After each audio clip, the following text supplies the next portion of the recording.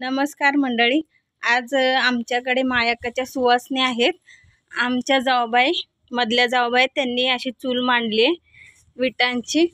हळदी कुंकू लावलंय, पातेलं ठेवलंय, पाणी गरम करायला ठेवलंय, डाळ शिजत घालायला लागल्यात. त्या डाळ निवडायला लागल्यात. आता त्या डाळ शिजत घालणार आहेत. सकाळी आम्ही सकाळचे 7:30 झाले. आमच्या थोरल्या जाऊबाई देवपूजा करायला लागल्यात. काचोळी काढून जायला लागल्यात. छान अशी देवपूजा केली, आरत्या लावल्यात, छान अशी रांगोळी काढायला लागल्यात. त्या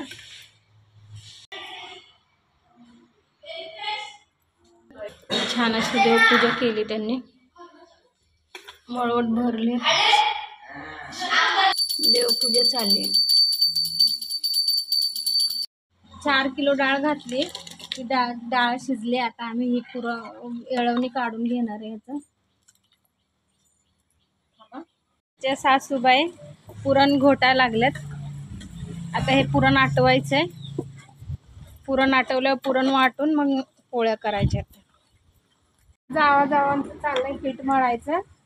आणि आमच्या आत्या पुरण आटवायला लागल्यात. आणि जावा पीठ मळायला लागले.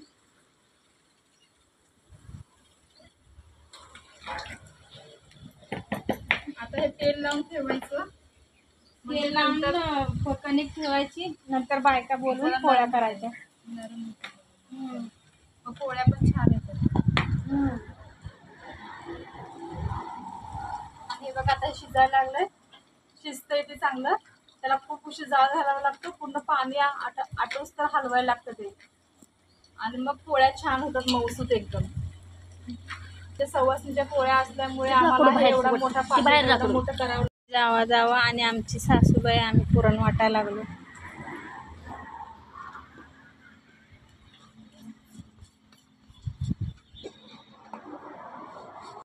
माईबाईच्या सवासनीव माईबाईच्या सवासनीव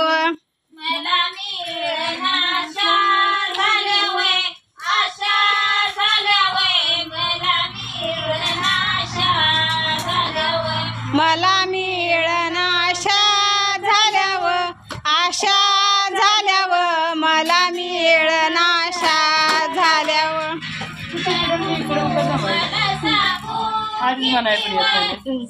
कोणी म्हणलं तर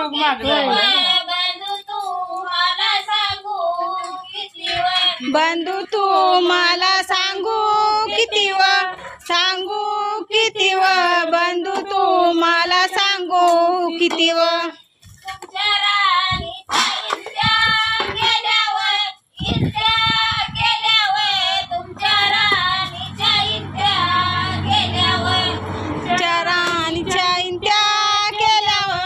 इंत्या केल्यावर तुमच्या राणीच्या इंत्या केल्यावर.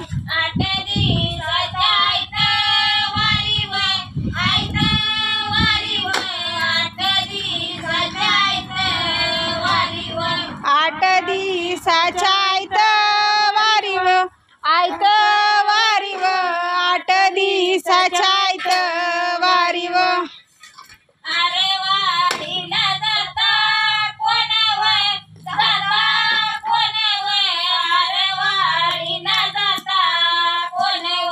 आरवाडीला जाता कोणाव आरवाडीला जाता कोणाव. आमच्या इथं बघा ह्या ताई आहे ना, येळवणीची आमटी करायल्यात. येळवणीच्या आमटीला केवढा कट आलाय बघा.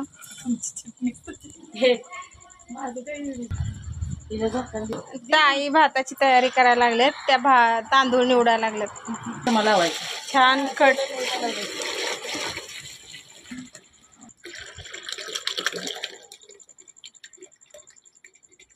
भात शिजायला लागला, उकळायला लागले.